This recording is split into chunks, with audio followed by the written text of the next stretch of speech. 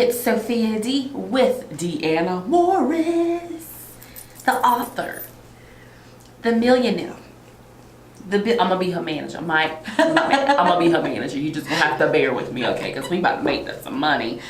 Am I supposed to say? Well, we gonna give an offering. We gonna give a 10% tithe to the Lord. It's earned income. I need to behave. Okay. She just gave me that look like, come on, daughter. Come on. Okay. Deanna, speaking of daughter, how are you loving your grandbaby?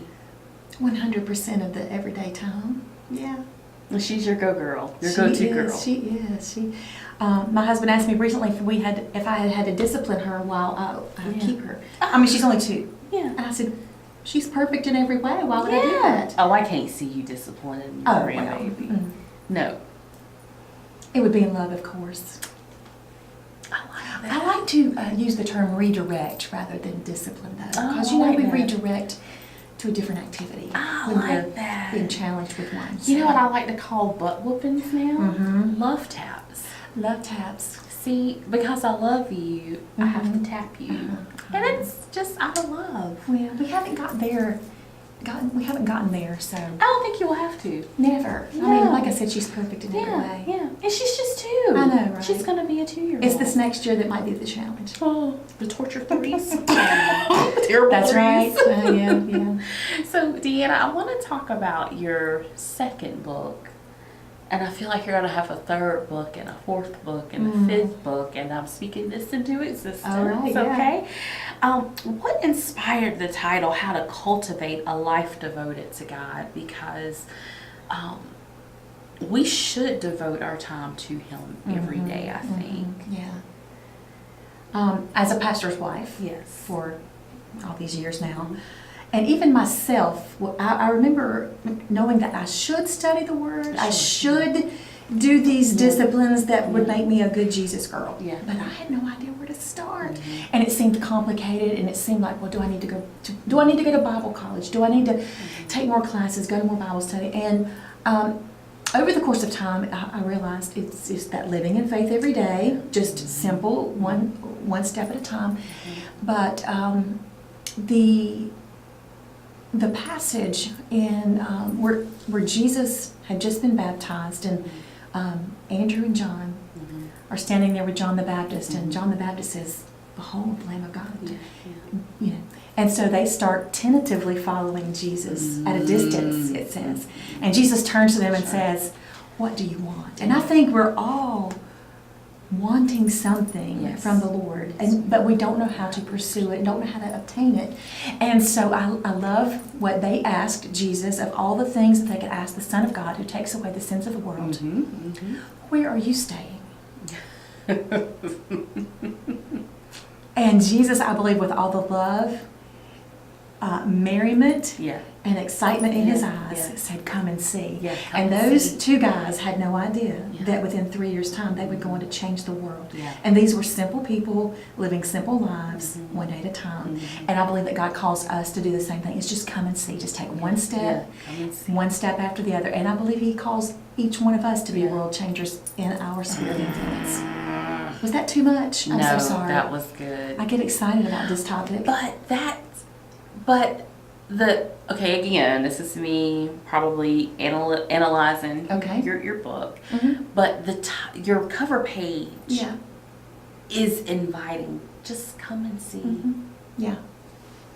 Just come and see. Just taste the goodness of God. That's. If you'll notice on the cover, the gate is open. Yeah, it's open. And in my mind, Jesus is the gate. Yeah. And we enter into the kingdom of God through Him.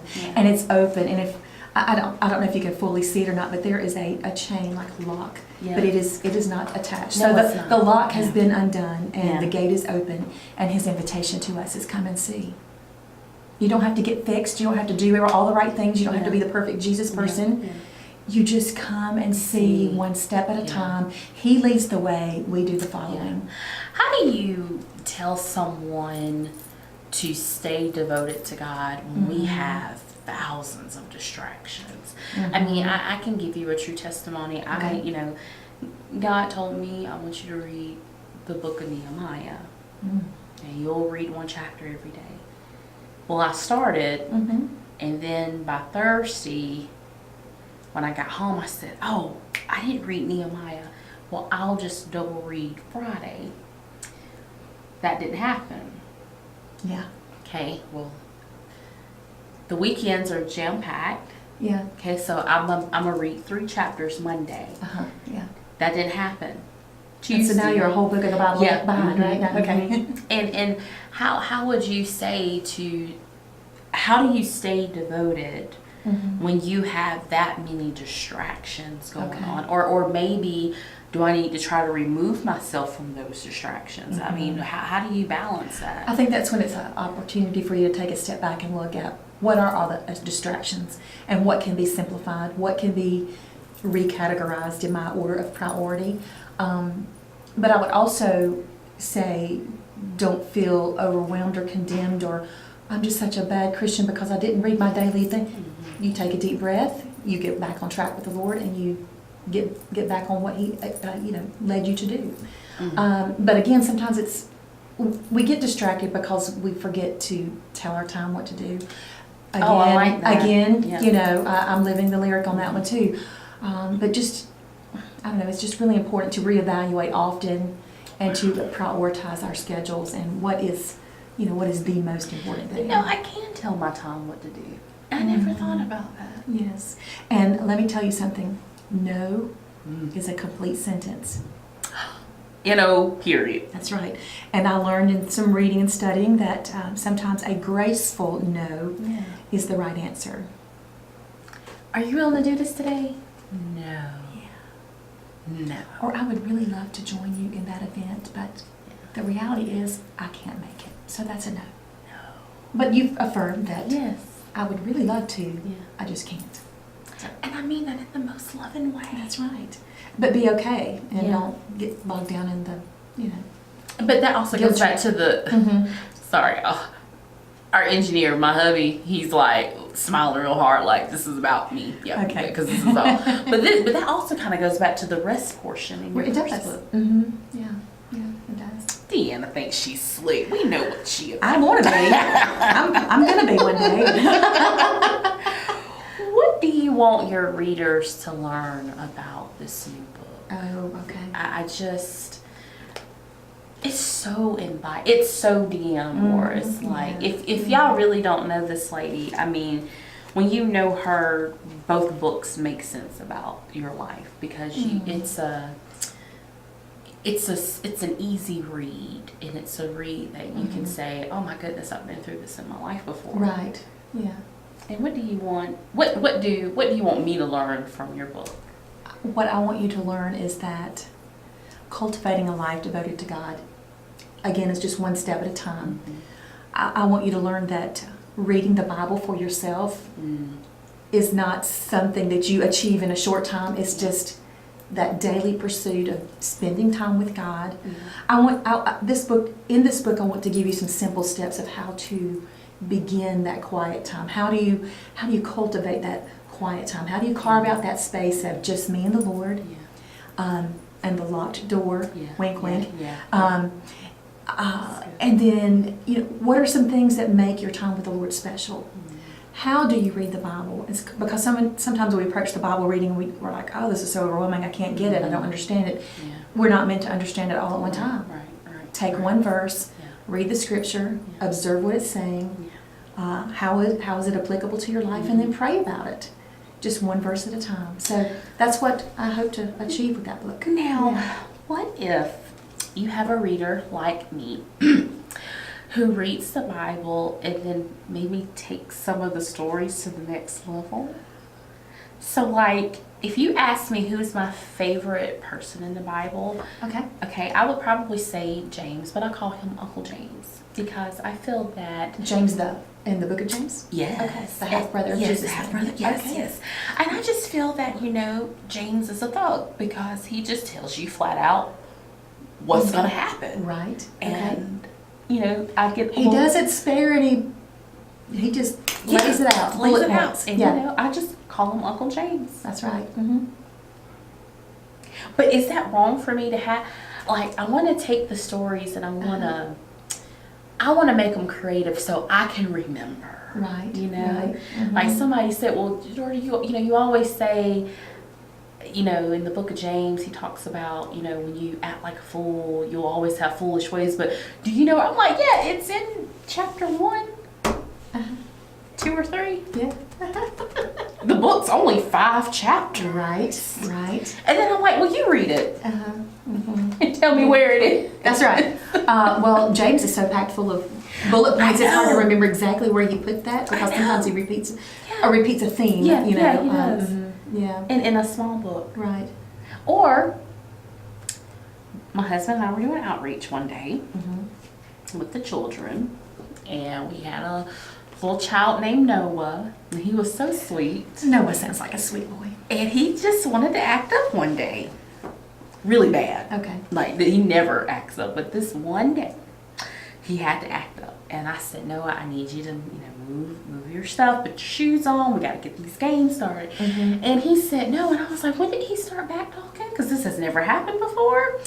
So I asked him again, and he still said no. So I was like in his head. I was like, if you don't put your shoes on, we are going to have some issues. And I said, you know what, Noah? When Noah was building that ark, he had on them same black Nikes. Oh. You gonna put them shoes on so we can get started. So him and his mama came back the next week, and they said, well, Noah said, I didn't see where Noah had Nikes on in the Bible, but he read his Bible. Oh. Yeah. See, I can be a good vessel for the You Lord. sure can. Yes. The best influence on these babies. That's right. Well, you pointed him in the direction of the Word of God, and that is imperative. Bless you, Noah. Sorry, Noah. What? I got you to read the Bible. And I feel that God was... Maybe with his mama, too. I don't know. Yeah, and I just think God was really happy with that. But he got excited about putting his shoes on and going to do what you needed him to do, right? Yeah. Okay, good. Yeah, it works. And Noah's feet didn't get wet while he was building the ark because he had on his Nikes. Speaking of that, did you know that one of my favorite verses in the Bible is, how beautiful are the feet of those who bring good news.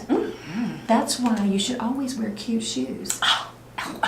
I'm just saying, that's out of context, I know, but it works for me. Thank you. Thank you. And y'all say I'm crazy with these stories. It works. It's the same thing. Just maybe a little bit more colorful. It's the same thing. Okay? I will use my creativity for the Lord. How about that? That's right. I want to talk a little bit about your DIY, do it yourself project. yeah. Y'all do not understand when I tell you this chick right here. I don't know where you get your creative side from. I swear, we were at an event some years ago. Pinterest. She lying. Well, she telling the truth about 90%. Listen, we were at an event with Marla a couple years ago. Yeah. And you put those ornaments in those frames. Oh, yeah. You remember that? Uh-huh. And I said, who is this woman? Yeah. Are you talking about where this was the example, but I tweaked it a little bit? Yes. I don't know why I did that, but it just seemed right. Yeah. It was like heck cute because if I was her manager, we were gonna sell that for $200. Oh, Yeah. I still have that. Okay, well then we need to go ahead. Yeah, we're gonna It's sell auction that. off. Start at $200. Starting bid at $200. I will wrap everything in bubble wrap and send it to you. Don't worry about shipping and handling. I'll pay for the shipping and handling. Yeah. Where did your creative side come from? I don't know. I don't know. I really don't. Oh, she lying. And But you I a think pastor's wife. because I know. I think because my innate I don't know, the thing about me is I like to ask questions. Well, if this is the way it works, would it work that way? Yeah. And I don't know, just something clicks. I don't know. Yeah, I really can't tell you. Okay. Except that it is a blessing and a curse at times. Yeah. Yeah. I do want to ask you this question. Mm-hmm. When you were writing your second book,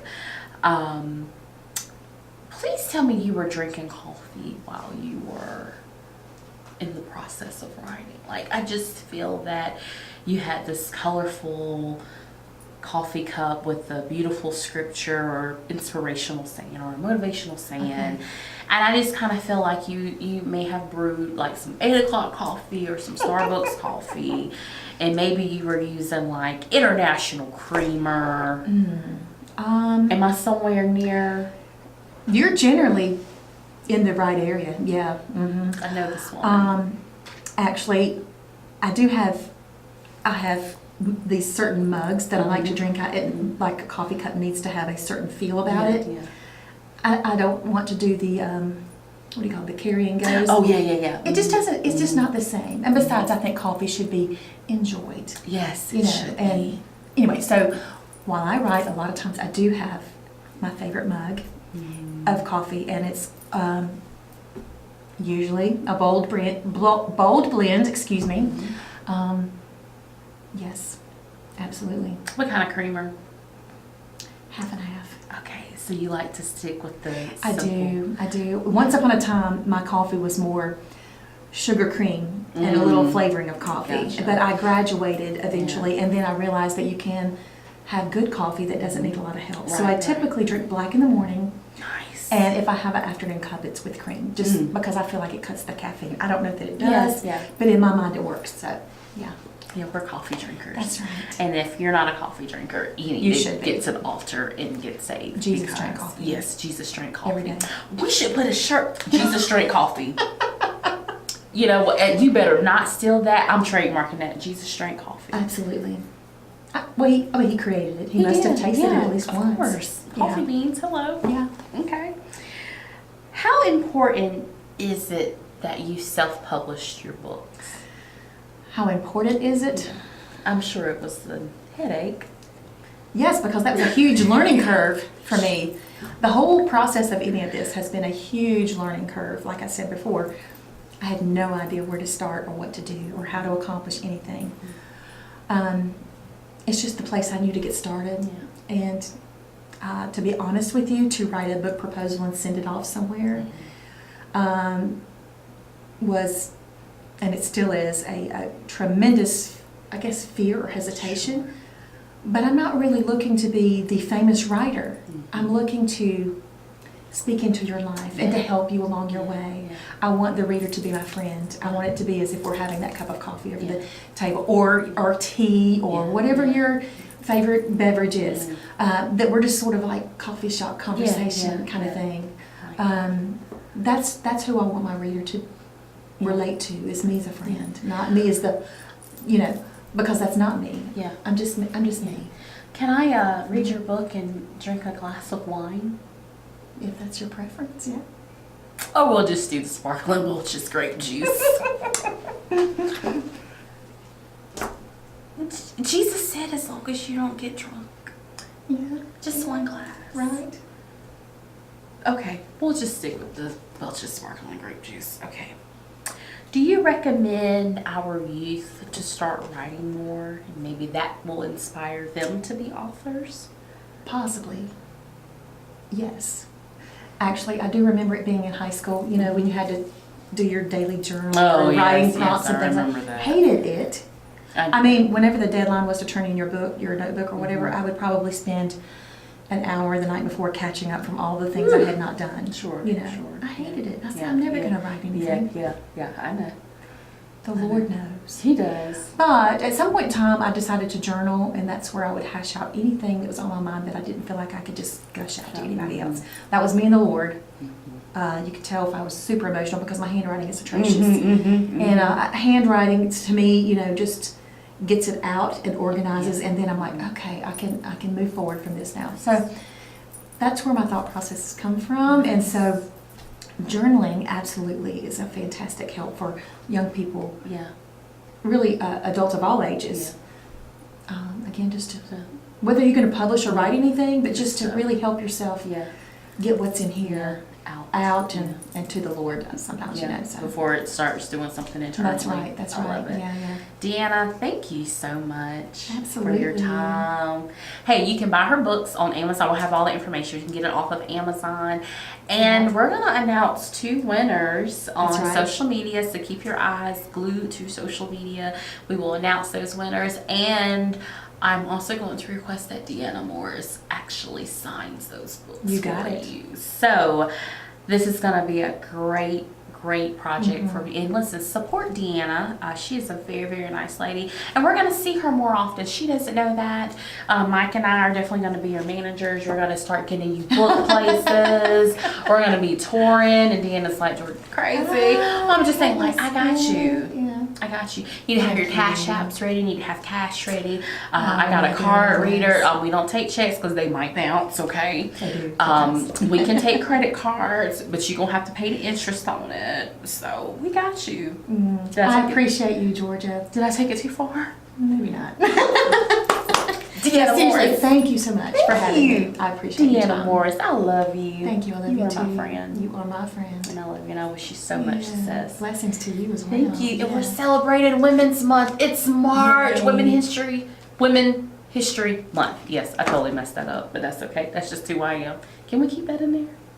Okay. Women's History Month with Deanna Morris, the author, pastor's wife, first lady, do-it-yourself guru, the mama, the grandma, the most stylish woman I have ever met in my lifetime. I just want your clothes. I will guddle, tuck and suck and wear them. I want your jewelry. I don't want your shoes because your shoes are too small for my feet. But I'll take We should go shopping together. No. At those places we mentioned earlier. No, Yes. I can't bring that stuff on. Oh, okay. Probably be like more. Oh, no. You just shuffle things around. Oh, while he's at work, he'll never know. Absolutely. I love you, It's dude. okay. He's sitting behind the camera like, girl, bring that stuff home, see what's gonna happen. I love you. Deanna Morris, Sophia D. Get your book, Life Changer. $7.99, $8.99 for the book. That's an investment. And get you a cup of coffee. And hey, what I might do is throw in a Starbucks gift card too. Fantastic. And get your Yes. coffee. Breaking silence. Breaking silence. This is my new podcast. Why I chose the name Breaking Silence, because I'm choosing to break my silence. I'm that type of person, as many people know, I'm quiet. I really keep a lot of things in. But I'm choosing to break that silence. I'm choosing to speak out, be that person that I want to be bold. This podcast is a freestyle, just on here, just talking about various situations. I'm gonna be talking about my story, my life journey up until this point, the things that happened to me in my life, the good, the bad, everything, just putting it all out there. I'm gonna have guest speakers on my show, guest co-hosts speaking on different topics, things in their life, and we just being open, just speaking, because I know for as myself, it's kind of hard to find that person to talk to. I know people be busy, but to me, I have a lot of things going on in my life, but if somebody called me, I choose to stop what I'm doing. It don't matter what I'm going through. I'm gonna sit and be that listening ear for that person, be there for that person, because you never know who life you can change or whatever they going through. But 9 times out of 10, you're not gonna get that back. And I know it's people out there who's going through things. People who, like me, just don't want to speak out, just can't find that person, don't have that person. But that's why I wanted to create this podcast, to draw the attention of those people. Because it hurts, and you the one is hurting. But like I said, I'm choosing to speak out. I'm choosing not to hurt no more. I'm choosing to be happy, and just grow. I hope you give this podcast a thumbs up. Leave your comments down below. Like if you want to hear certain topics, if you want to be a guest speaker on the show, speak on whatever topic you would like to speak. It's all good vibes, because everybody have different opinions, but that's why we're gonna talk it out. We're gonna openly talk and let it out, and hopefully at the end of the day we can agree, because like I said, I have my story, you guys have your story, but at the end of the day we all connected. And I feel like just being open and talking, it's a great feeling, just getting it out. Just at least you getting it out. It's not on you no more. Follow me on all my social media and just grow together. Just be that positive vibe for each other, because that's what we need now. So again, I hope you enjoy this podcast. I'm out. Young Absolute.